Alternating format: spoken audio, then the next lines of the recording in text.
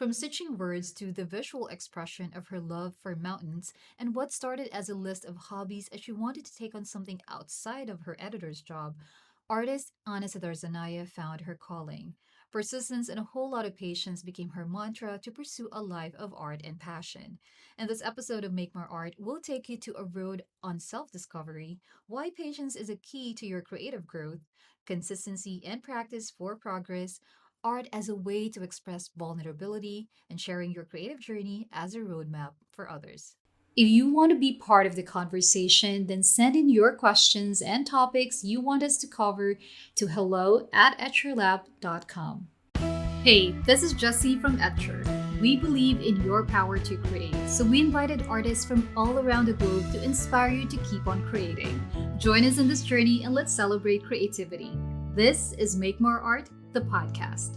My path, but previously I wanted to tell you that recently I have uh, wrote a book. Oh, So a book dedicated to watercolor painting. It's now being edited and designed in publishing house, and it will be published next year. But it will be published in German. But uh-huh. it will be the book dedicated to watercolor painting. Okay, and I started painting about 8 years ago, maybe nine, maybe eight. And that time I worked as an editor. I was working in Time Out magazine. I edited. I was totally. I was making text, I was writing text, I was publishing text, and this time I was a total scratch. I was a total beginner. I cannot paint, I cannot draw, I cannot anything. And I have very, how to say, analytical structure of mind. So I decided that I want a hobby. I want hobby to be in my life. So I created a list of possible hobbies. There were like wood burning, scrapbooking, and drawing was a part of this list. And I began to make all these things from this list. And I tried to draw with pencil. It was okay.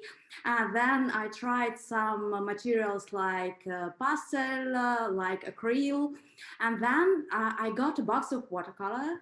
And when I painted my first landscape, my heart was like, "Oh, it's interesting. I want to learn it. I want to be with it." And that time I didn't know that it will become my hobby, my profession, my life, my everything. So now I'm a full-time artist, and I live and earn money with my art. And I began to learn. I began to learn drawing, learn watercolor, and that time I painted and wrote every day. I think for 3 or 4 years, I really painted every day. I got not so great results. The results was as many of beginners have, but I was like patient, and I loved this, and that's how it started. And now I'm the ambassador of German brands Schminke make paints, and Da Vinci make brushes. That's awesome. And thank you for sharing your journey with us. It's amazing that you said that you started about 8 or 9 years ago. I said that because when I look at your works, I would imagine that it's what it was done, or your paintings were done by someone who has been trained or studied art for a really long time, or probably started art like at a young age.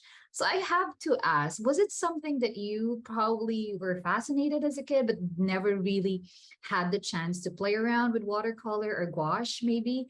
Or totally there was no art growing up? There was totally no art involved. And as a kid, I was playing a piano, I was playing a guitar, I was reading books, but nothing that was connected with art in drawing process. Oh wow. That is really, now that you mentioned it, that wow. So no experience with art at all. You mentioned that you want to start. You were an editor. You were a writer, and Yeah, so we're with words, and now with drawing and painting. So those yeah. two are like on the opposite side of the spectrum. And you said that you started with it because you got, you want to do something else. So you list on all of these things that you want to as a hobby, and then that's when you discovered. So landscape was the very first subject that you started with. Is that right? Yeah. Yeah, because I'm very inspired with mountains. I love mountains, and I want to share my feeling when in my paintings. I want to Mhm. share my feeling when I'm in mountains and when I feel so strong and so free. And I just want to share it. And visual language is perfect for expressing my feelings and trying to share these feelings with the viewers. So yeah, it was like landscapes. You know that people rest when they are being outside, being seeing nature, and of course I'm no exception. So I try to have my free time on nature, and Mhm. that inspires me.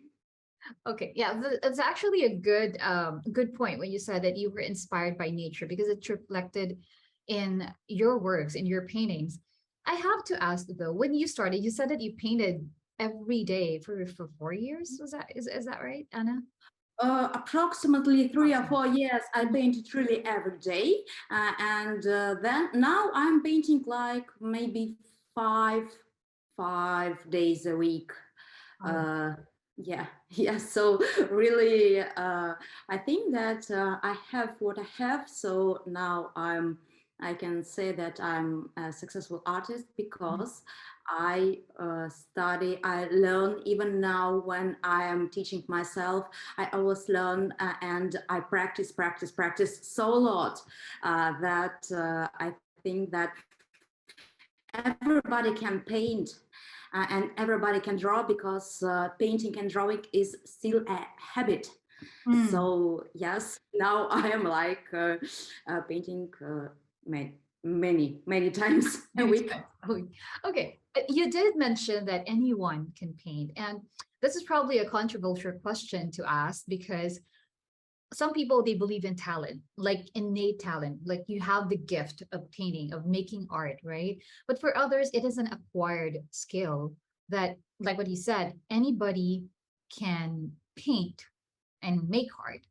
What is your take if someone is, feeling a little bit frustrated? So Leo, they already started, but you also said earlier that it wasn't really good when you started. So first question is, so do you believe that making art or creating art is something that you can learn? It's an acquired skill rather than it's a gift or a talent? Yeah, yes. I think that painting and drawing is totally a skill. It's not a talent. Mm. I can. Okay, so when I went to some workshops of artists that I liked, Mhm. uh, I can see when people had talent because there were like many people in the group and they can paint. And they said, "Oh, I am like taking the brush for the first time in my life." And they were painting so that I can paint these only after 2 or 3 years of everyday practice. Uh-huh. So I think that that's called a talent when you can easily have success in Mhm. that things that people must try many times Mhm. to create the same level. Mhm. And I'm a little bit confused when people in my Insta write that, Anna, you're so talented. And I can always answer that there is no talent. It's hard, everyday work. Hard work, hard work. I totally agree. I mean, personally, I didn't. Well, I tried painting when I was a kid, but I fell in love with watercolor like a few years back, probably 3 years ago. So when people would look at my paintings, they were very surprised that I can paint. So was it similar for you when you started showcasing your works on socials, and you're starting to get more attention and recognition for your works and your style? Uh, okay, I think first 2 or 3 years when I learned and the results were not so great.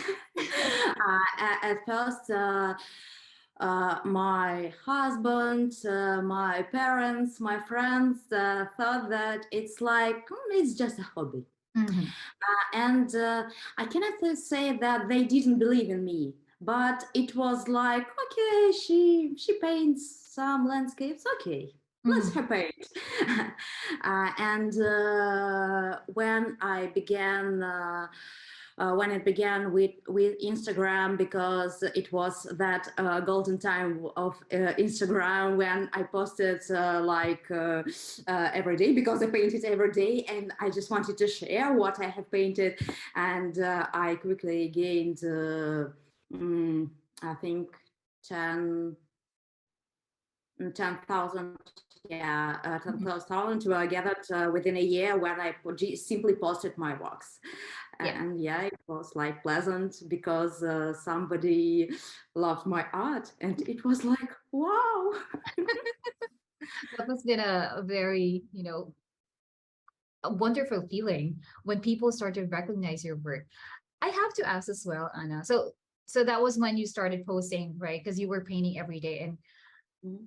were you comfortable, I mean, immediately comfortable showcasing your works on socials? Because I know for a lot of people, right, for especially when you're starting out and you feel like your work is not that good, like you being so critical about your works, and they didn't want anyone to see their works, right? So they themselves would look at their paintings and say, no, this is not good. So this is for my eyes only. But with you, were you able to get out of that mindset immediately? Because you were sharing your journey with your audience. Yeah. It's a good question because when I began to share my works, I understood that I'm not a good painter. I draw not so good, but I was stubborn. I wanted to learn paint, and I decided that I will post all these paintings and all these photos as my artist journey, so my artist diary. Mm. So I think that Instagram, by the way, now I don't delete all these old posts where my level is clearly seen, Mm. and I'm doing it on purpose because I am. I'm an example that everybody can paint. And if someone looks back into 2015, Mm. he will see that my paintings were like not good, Mm. and I understood that they were not good, but I decided that I will share them anyway. Why not? I'm doing it. And by the way, there were practically no critic. So I know that in internet there is a lot of hatred and a lot of people that can publish some not correct things. But in fact, I didn't deal with it because I either get some compliments or I get no reaction, but there was no like, you are totally a disaster. That is good. That is good to know. I mean, yeah, the internet can be a very mean place to be in. And some people can be so mean with their comments and all, but I'm glad that you didn't experience any of that. And that's there I have again. an experience, but it was later. Okay, okay. But they are we don't have any control of their Yeah, comments yeah. and feedback, but what we can control is our Yeah, responses and and questions. one more thing that I wanted to also to share, dedicated to this question, is that person when he's afraid of posting everything, I think he is afraid that he will be not loved by Mhm. everybody. Right. But it's very important to understand that in any part of your journey, you won't be loved by everybody. So there will be people that will not be good with your art. There will be people that will be, um, I think, good with the art, and it's totally a normal process. You started with watercolor, but I saw that you are also into gouache. When did that Yeah. start? I was curious because I painted with watercolors, and watercolor is still my main medium, and I love watercolor deeply, truly, Mhm. and I want to share my love because I think that watercolor is amazing medium. Yes. But Agree. sometimes I just thought, why I'm painting only with watercolor? And I started quick experiments, like I tried pastel, it was too dirty for me. I tried oil because every real artist must try oil. Yes. But but it's the oil is smelly, the oil is dirty, and it's very long. So it dries so long that I'm not very patient person. So I cannot wait like 2 weeks, 3 weeks, I don't know how much time. And I tried also gouache, and gouache is also a water soluble medium like watercolor. And by the way, tomorrow I will. No, not tomorrow. So in a few days, I will post a big article dedicated to um, watercolor and gouache as mediums because they have many in common, and they have many in many different. And I can think that watercolor is more stressful, and watercolor has more character, but gouache is more comfortable, and it allows you to do mistakes that watercolor is strict with. I understand you. So I understand. I so really. yeah, and I when I want to relax, when I want not to be so concerned about what I'm doing, because watercolor is about thinking every time where you have water on paper, on palette, and so on, and it dries, and gouache is like relax, and you can cover the previous layer if something goes wrong. And that's why I think that these materials are convenient to Mhm. use, watercolor and gouache, and mm, they are common and they are different. So yeah. Good representation of both. I'm sure watercolor would not be so jealous. It's still your first love, but I like when you said that it's more gouache is more forgiving, and you'll be more comfortable using it because you can just layer. Yet it's still water soluble. So I know for a lot of our listeners who are also, I think gouache is becoming a little bit mainstream nowadays. A lot of Mhm. people are trying out gouache. Now we talked about medium.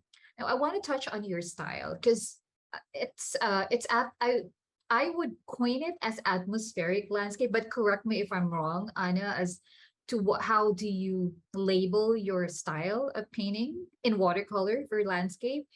But how did you develop that? I know that you fell in love with landscape at the onset when when you tried on watercolor, but the style of painting, was it something that you learned from someone, or was it something that you developed through the years?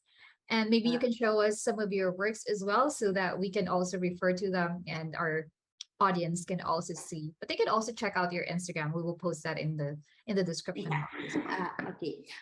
So about style, my style, I can say that it's totally realistic, but I developed it myself because I learned so much, and I tried my painting to look realistic, super Mhm. realistic, but I wanted to paint it quick.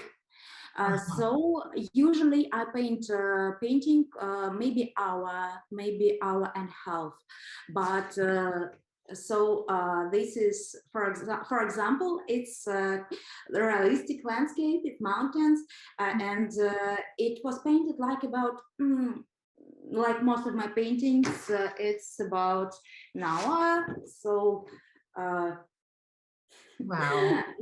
yeah, I prefer mountains. Because I paint not only mountains, I have like bigger paintings. I don't know if they fit the screen.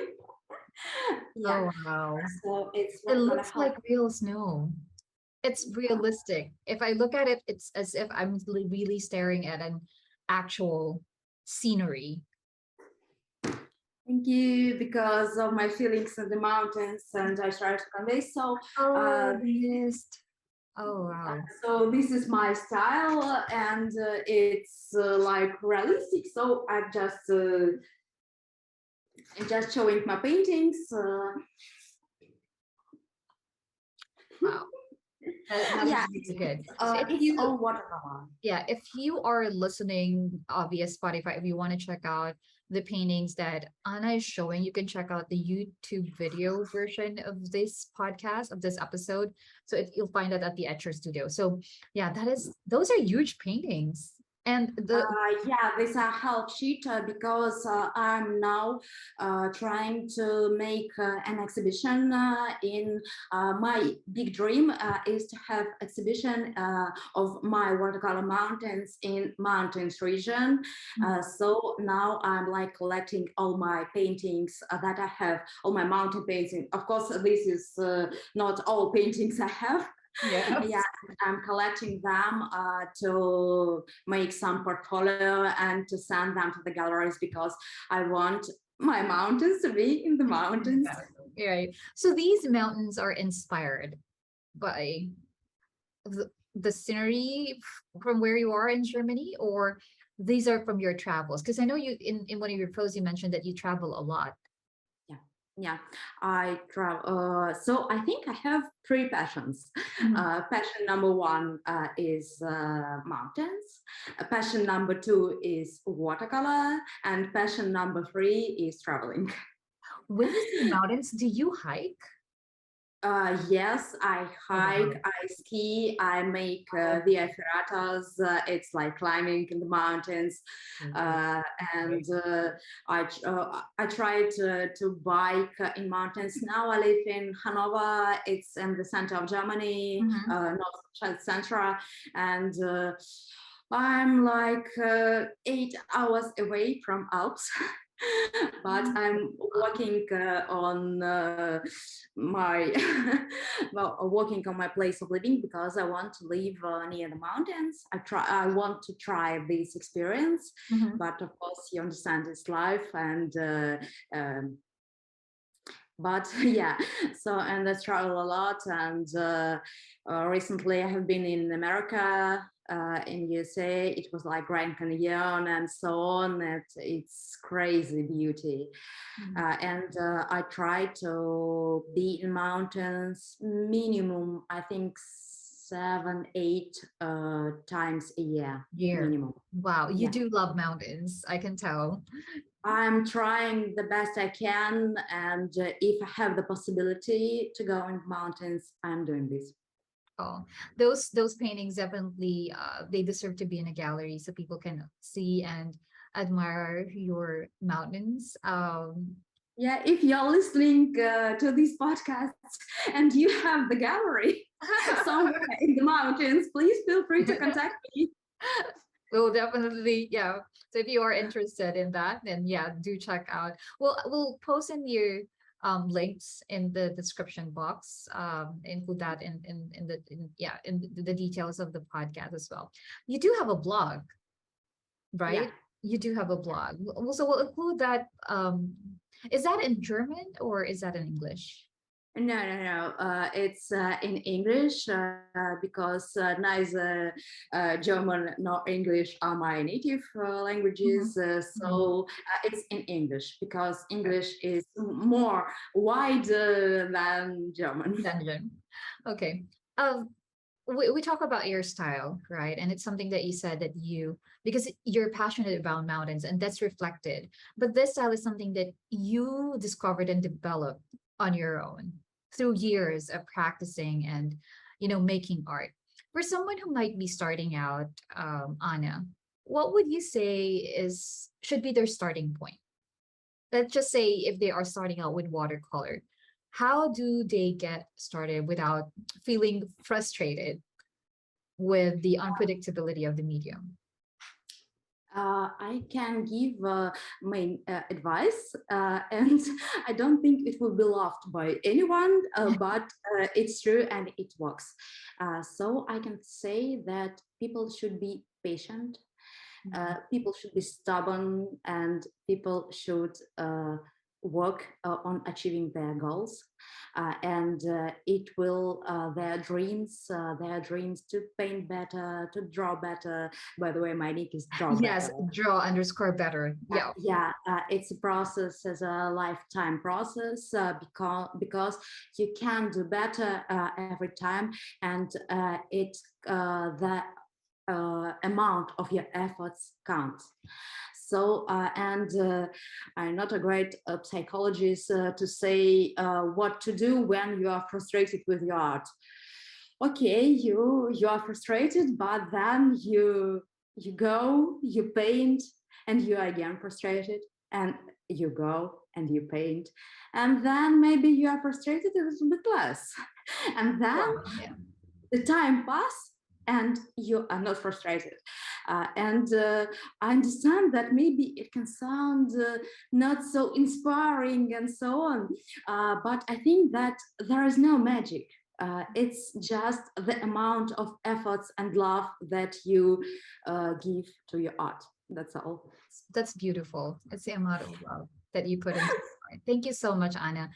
I enjoyed our conversation. It's really been a pleasure learning about you.